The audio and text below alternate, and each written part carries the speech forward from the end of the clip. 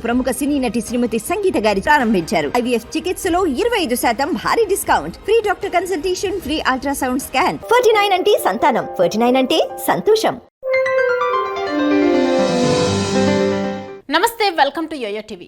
తెలంగాణ రాష్ట్రంలో రాజకీయాలు రోజు రోజుకో మలుపు తిరుగుతున్నాయి. ముఖ్యంగా ఫిరాయింపుల ఎపిసోడ్ అయితే పెద్ద చర్చకు దారితీస్తోంది. ఎందుకంటే మొన్నటి వరకు అధికార పార్టీ కాంగ్రెస్ అసెంబ్లీ సమావేశాలే టార్గెట్గా బీఆర్ఎస్ ఎల్పీ విలీనం అంటూ ప్రచారం చేసింది. కానీ అసెంబ్లీ సమావేశాల నాటికి తన లక్ష్యాన్ని చేరుకోలేకపోయింది. ప్రస్తుతానికి 10 మంది ఎమ్మెల్యేలను తన వైపు తిప్పుకున్న అధికార పక్షం ప్రతిపక్షాన్ని ఆత్మరక్షణలోకి నెట్టేసింది. అయితే ఫిరాయింపుల చట్టం ప్రకారం పార్టీ మారిన ఎమ్మెల్యేలపై వేటు వేయాల్సి బీఆర్ఎస్ పోరాటం చేస్తోంది. ఇటు స్పీకర్ ను అటు న్యాయస్థానాన్ని ఒకేసారి ఆశ్రయించిన బీఆర్ఎస్ ఆపరేషన్ ఆకర్ష్ కు చెక్ పెట్టేలా చురుగ్గా పావులు కదుపుతోంది. ఇదే సమయంలో ఎమ్మెల్యేలు వలస వెళ్లిన నియోజకవర్గాల్లో క్యాడర్లో స్థైర్యం నింపేందుకు ఉప ఎన్నికలు జరగబోతాయంటూ ప్రచారం ప్రారంభించింది. ఫిరాయింపులదారులపై వేటు పడిన వెంటనే ఉప ఎన్నిక జరుగుతుందని, మీరే అభ్యర్థి అంటూ కొందరికి భరోసా ఇస్తుండటంతో ఆయా నియోజకవర్గాల్లో రాజకీయం ఆసక్తికరంగా మారుతోంది. ఇప్పటి వరకు బీఆర్ఎస్ నుంచి 10 మంది ఎమ్మెల్యేలు కాంగ్రెస్ లో చేరారు. వీరిపై అనర్హత వేటు వేయాలని స్పీకర్ కు బీఆర్ఎస్ ఫిర్యాదు చేసింది. అసెంబ్లీ వర్షాకాల సమావేశాల్లో ఫిరాయింపుదారులపై అనర్హత వేటు కోసం పట్టుబట్టాలని నిర్ణయించింది.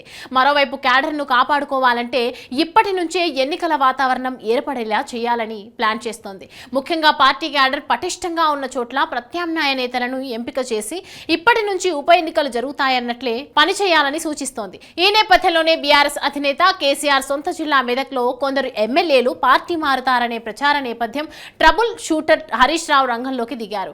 ఇప్పటికే పార్టీ మారిన పటాన్చెరు ఎమ్మెల్యే గూడెం మైపాల్ రెడ్డి స్థానంలో ప్రత్యామ్నాయ నేతలపై ఫోకస్ పెట్టారు. ఆ నియోజకవర్గానికి చెందిన సీనియర్ నేతలు కొలను బాలరెడ్డి, ఆదర్శ్ రెడ్డితో పాటు మెట్టు కుమార్ యాదవ్ ఇన్ఛార్జి పదవి కోసం పోటీ పడుతున్నారు. ఈ ముగ్గురిలో ఎవరో ఒకరికి ఇన్ఛార్జిగా ఎంపిక చేసి ఉప ఎన్నికలు సిద్ధం చేయాలని బీఆర్ఎస్ భావిస్తోంది.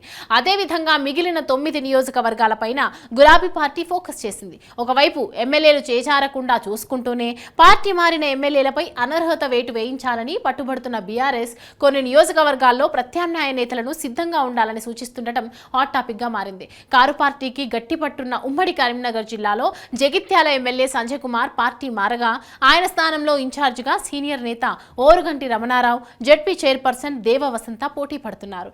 రమణారావు 2014 వరకు బీఆర్ఎస్ ఇన్ఛార్జిగా వ్యవహరించారు. ఇక జెడ్పీ చైర్పర్సన్ వసంత ఎమ్మెల్సీ కవిత వర్గంగా ముద్రపడ్డారు. ఎమ్మెల్యే సంజయ్ కుమార్ కూడా బీఆర్ఎస్ లో ఉండగా కవితతో సన్నిహితంగా ఉండేవారు. దీంతో జగిత్యాలలో ఉప ఎన్నిక జరిగితే ఎమ్మెల్సీ కవిత నిర్ణయమే కీలకం కానుందంటున్నారు. అదేవిధంగా ఖైరతాబాద్ ఎమ్మెల్సీ దానం నాగేందర్ పార్టీ వీడారు. దీంతో ఖైరతాబాద్ ఇన్ఛార్జి పదవి కోసం మన్నె గోవర్ధన్ రెడ్డి, సీనియర్ నేత దాసోజు శ్రవణ్ కుమార్ పోటీ పడుతున్నారు. ఈ ఇద్దరు గతంలో వేర్వేరు పార్టీల తరపున ఖైరతాబాద్ నుంచి పోటీ చేశారు. ఇప్పుడు ఉప ఎన్నిక జరిగితే మళ్లీ రంగంలో నిలుస్తామంటూ అధిష్టానానికి తమ మనోభిష్టాన్ని తెలియజేశారని తెలుస్తోంది. ఇక ఉమ్మడి వరంగల్ జిల్లాలో సీనియర్ నేత కడియం పార్టీ మారటంతో ఆయన స్థానంలో బీఆర్ఎస్ ఇన్ఛార్జిగా బాధ్యతలు తీసుకున్నారు. మాజీ మంత్రి రాజయ్య ఏ క్షణంలో ఉప ఎన్నిక జరిగినా తాను రెడీ అంటూ అప్పుడే ప్రచారం కూడా ప్రారంభించారు. ఇదే విధంగా బాన్స్వాడ, భద్రాచలం, గద్వాల, చేవెళ్ల, రాజేంద్రనగర్, శేరిలింగంపల్లి నియోజకవర్గాలకు గట్టి అభ్యర్థులను రెడీ చేస్తోంది బీఆర్ఎస్. ఎమ్మెల్యేలపై అనర్హత వేటు పడుతుందో లేదో ఇంకా తేలక ముందే బీఆర్ఎస్ సన్నద్ధం అవడం పార్టీ క్యాడర్ను నిలుపుకోవడానికే అన్న చర్చ జరుగుతోంది.